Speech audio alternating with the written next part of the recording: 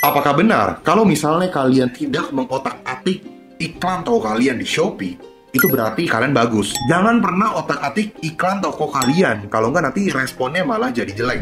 Kira-kira ini mitos atau fakta? Ayo kita bahas. Pokoknya iklan yang udah bagus, jangan diapa-apain, nanti jadi jelek. Kira-kira ini mitos atau fakta ya teman-teman? Jawabannya adalah mitos teman-teman ya. Justru kalau misalnya kalian mengotak-atik iklan kalian, itu malah jadi jauh lebih bagus dibandingkan kalian cuma diemin iklan kalian. Terutama di Shopee ya. Jadi gue ingetin ke teman-teman semua di sini, kalau misalnya kalian jualan online di Shopee, kalian harus tahu bahwa kalian harus selalu mengotak-atik dan selalu mengevaluasi progres toko kalian gimana, performa produk kalian gimana, iklan kalian gimana, itu hari demi hari. Jadi kalian nggak bisa cuma diemin doang tuh. Karena inget, yang jualan nggak cuma lu doang. Lu harus mengevaluasi. Oktober 2023, salah satu toko klien gua ini mendapatkan 3.000 orderan dengan omset 133 jutaan. Namun klien gua ini memutuskan untuk tidak melanjutkan tokonya untuk gua handle karena dia ingin mencoba sendiri. Namun hal buruk ternyata terjadi. Bulan ke bulan orderannya semakin menurun. Oktober 2023, klien gua ini sudah bareng sama gua ada sekitar ya 7 bulan lah teman-teman ya. Dan gue happy banget ya, dari orderannya cuma omset di puluhan juta bisa naik ke 133 jutaan, dan bahkan orderannya udah ribuan. Namun akhirnya dia memutuskan untuk dia mau running sendiri. Dan ini menurut gue cukup shock dan gue cukup sedih banget teman-teman. Tapi ayo kita bahas apa yang terjadi. Pada bulan 11 2023, orderannya menurun di 1.700, turun 44%, omset di 106 juta, turun 20%. Di bulan 12, orderannya turun lagi di 1.500, sekitar turun 11%, omset turun ke 97 juta, di turun 8%-an. Bulan 1 Januari 2024, turun lagi, pesanan di 1.256, turun 17%, omset turun 21% di 76 jutaan. Dan di bulan Februari, turun lagi teman-teman, di turun 18%, pesanan di 1022, omset di 67 jutaan, turun 12%. Gila gak? Gila banget. 4 bulan tokonya terus merah, terus turun. Dari omset di 100 jutaan di orderan di 3 ribuan, drop ke omset 60 jutaan, dan ordernya cuma berapa tadi?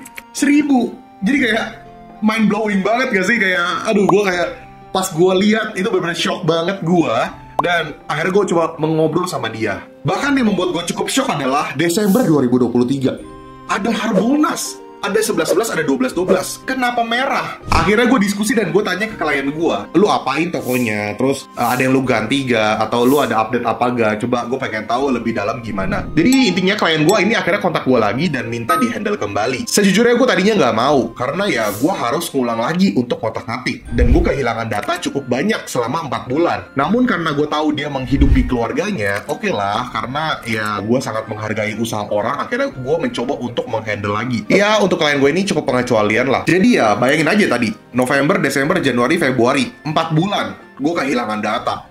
Ini bukanlah sesuatu yang gampang teman-teman. Ketika gue mengurus satu toko, itu gue bener-bener take a time banget. Makanya mungkin kalau kalian, salah satu klien gue misalnya nonton di sini, kalau misalnya kayak gue balasnya mungkin agak lama, atau mungkin gue cukup detail kasih lihat screenshotannya, itu gue bener-bener ketika gue lagi handle satu toko, itu bener-bener gue take a time banget, gue fokus banget, gue sampai nggak buka WA, karena gue nanti pecah fokus, karena gue bener-bener nggak boleh salah nih, karena kan ini toko orang, jadi gue bener-bener harus fokus banget. Jadi teman-teman gini, ketika gue kehilangan data selama 4 bulan itu, berarti gue nggak bisa pakai data sebelum-sebelumnya lagi, gue harus bener-bener reset dengan data yang baru. Dan gue, to be fair, gue bilang ke kalian gue kayak, gue nggak jamin ini bakal naik lagi, dan gue nggak jamin ini bisa berproses dalam waktu cepat. Ya, intinya, ini gue harus reset, dan gue nggak tahu. Dan ketika gue tanya, ini lu apain tokonya? Dan jawabannya adalah, nggak diapa-apain. Iklannya masih settingan gue yang lama, promotionnya masih settingan gue yang lama, dan pokoknya tidak ada yang diubah. Dia cuma pokoknya fokusnya ke campaign-campaign aja yang ada di Shopee dan juga hanya proses order. That's it, gitu aja. Tapi drop dari bulan ke bulan. Dan mungkin kalian tadi sempat bertanya ya, kenapa gue nggak mau handle lagi? Karena gini teman-teman, untuk gue prinsip gue adalah ketika gue udah menghandle toko orang dan toko itu sudah udahan nama gue, ada kemungkinan besar gue tidak akan menghandle toko itu lagi. Karena menurut gue ya, gue harus meriset ulang, dan gue juga, kita human psikologi ya, karena kurang nyaman aja lah ya ketika lu udah pernah jadi klien gue, terus udah terus lu balik lagi. Tapi ya tergantung case by case lah teman-teman ya. Cuman untuk toko klien gue ini emang pengecualian. Dan kalau misalnya kalian bertanya, gue tuh tipikal yang bisa nolak klien teman-teman. Jadi kayak kalau gue merasa kurang oke, atau mungkin dia masih bisa handle sendiri, atau mungkin attitude kurang, itu gue bisa tolak punya. Jadi gue nggak bener-bener nerima klien. Bukan berarti semua orang yang ada pengen jasa sama gue terima, enggak. Bener-bener gue filter abis dan bisa gue tolak. Toko-toko yang gue handle yang gue bener-bener suka attitude-nya bagus, terutama attitude ya. Gue sangat menghargai attitude banget. Tapi kalau misalnya attitude kurang, gue udah gak mau. Karena gue pengennya ini bener-bener kita kayak ngobrol, kita kayak partner. Bukan berarti kayak lu kasih tokonya ke gue dan lu percaya dan lu yakin banget tokonya bakal naik. Nggak juga. Bahkan toko klien gue ini gue bilang, gue nggak jamin bisa naik lagi ya. Gue sangat-sangat fair dalam hal ini teman-teman. Jadi baik lagi, karena gue hobi untuk ngotak-ngatik dan memang pengecualian untuk klien gue ini, ayo kita cek responnya apa yang telah gue perbuat supaya toko ini bisa kembali berprogres. Kalau berprogres, kita cek ya. Jadi kenapa toko turun? Itulah pertanyaan gue untuk klien gue. Jawabannya lah, gue nggak apa-apain kok. Iklannya juga masih settingan koko. Akhirnya gue menjelaskan ke klien gue bahwa memang gue selalu analisa dan ngotak-atik iklan dia. Bukan hanya sekali setting lalu tinggal. Kenapa? Market berubah, algoritma produk berubah, kompetitor juga aktif. Jadi kalau kalian tidak aktif dan tidak ada activities di toko, tentu saja bisa ngedrop tokonya. Jadi kalian jangan diemin toko kalian ya. Percayalah, jualan online itu lebih pusing dari yang kalian bayangkan. Karena bagi gue pribadi aja, 24 jam itu nggak cukup. Cuman karena gue hobi aja, sekalian ngisi waktu luang, makanya gue demen. Walaupun bikin mata tambah minus ya. Jadi kalian jangan diemin toko kalian. Ketika klien gue ini tokonya gue handle, itu gue selalu ngecek iklannya. Gue selalu evaluasi dan gue selalu ubah-ubah iklannya. Bukan berarti sekali setting lalu tinggal. Jadi lu nggak bisa cuma diemin. Justru itu bahaya banget. Jadi butuh waktu untuk progres kembali. Jadi gue sangat fair bilang ke klien gue nggak jadi bisa naikin karena gue udah kehilangan data. Dan gue minta tolong untuk sabar dan mau berproses. Karena akan coba gue maksimalkan. Akhirnya banyak banget yang gue ubah ya. Banyak yang gue rombak dari foto produk, skor produk, settingan promo baru, settingan iklan produk baru, dan sebagainya. Bulan Maret 2024, orderan sudah naik 20% di 1.235. Tapi dari segi omset masih menurun. Karena pada momen ini memang gue memfokuskan untuk ke produk-produk yang harganya tidak terlalu mahal untuk mencoba memancing traffic terlebih dahulu. Dan boom, pada bulan Maret 2024 ternyata responnya melebihi ekspektasi gua. Gue cukup lelah banget untuk ngotak-ngatik, tapi gue happy banget karena akhirnya omset kembali di 140 juta dengan orderan di 2.700-an. Bahkan dari segi orderan harian aja yang tadinya udah ngedrop dari 20 sampai 30, sekarang sudah di 90 sampai 130 per hari di bulan Mei 2024. Bahkan klien gue sampai chat gue seperti ini. Bulan ini pesanan per harinya banyak banget bro Rio. Thank you udah dibantu. Order rame terus tiap hari. Sampai overload kerja sampai sore dari pagi. Ya, gue punya rasa happy tersendiri ketika bisa membantu toko UMKM di Indonesia. Walaupun gue nggak bisa bantu semuanya, tapi semoga dengan adanya channel YouTube ini bisa membantu kalian. Dan inilah gambaran sedikit berapa harga produk yang dia jual. Ya, cukup variatif dan harganya nggak lebih dari 100.000 sih. Rata-rata di bawah 50.000. Sih, kalian bisa lihat, ternyata ya puji Tuhannya teman-teman ya. Gue bisa naikin tokonya kembali. Dalam waktu 1 bulan naik 20% dari segi orderan, walaupun omsetnya masih belum naik ya. Tapi next month-nya di bulan Maret tadi bisa naiknya cukup tinggi. Dan bahkan di bulan ini, bulan Mei 2024, sekarang gue syuting tanggal 24 Mei jam 2 subuh, itu orderannya rata-rata udah di 100 lah. Ya 90 sampai 120 order per hari. Jadi gue happy banget.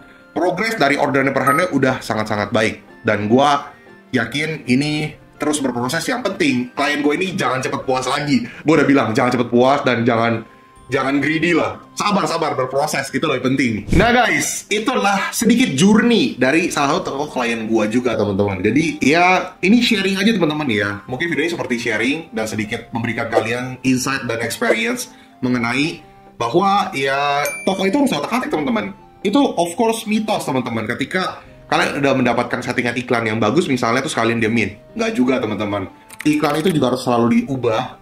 Produk performance harus diubah. Campaign kalian, activities kalian harus selalu up to date. Jadi ini adalah menurut gue nilai yang sangat-sangat bagus untuk dijadikan pembahasan. Karena menurut gue banyak dari seller yang sampai hari ini gue udah lihat kayak cepet puas, maunya naik terus. Semua seller itu pasti maunya naik teman-teman.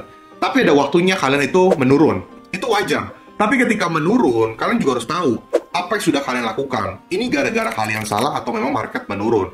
Jadi ketika kalian pengen omset besar, harus dikondisikan juga dengan level toko kalian. Semua seller pasti pengen dapat omset gede. Gue yakin banget, tapi selalu berproses itu jauh lebih penting. Lebih baik kita berproses dan konsisten.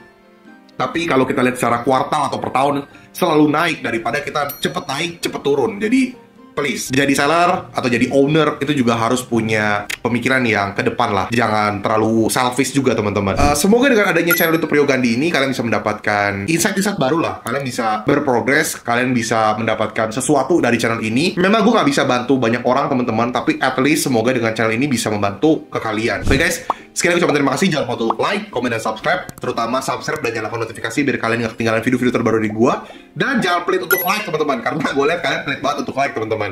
Oke guys, jangan lupa buat teman di sini pengen beli digital course gue bisa ke desti.store/riogandhi. Dan yang pengen nanya-nanya soal jasa konsultan, face-to-face online atau offline meeting, atau mungkin tokonya pengen gue handle, bisa hubungi ke nomor di bawah ini. Tapi ingat, bisa gue tolak teman-teman. Ya, tergantung kalian nanti kayak gimana responnya teman-teman ya. Oke guys, sekali lagi terima kasih. Rio Gandhi, peace out.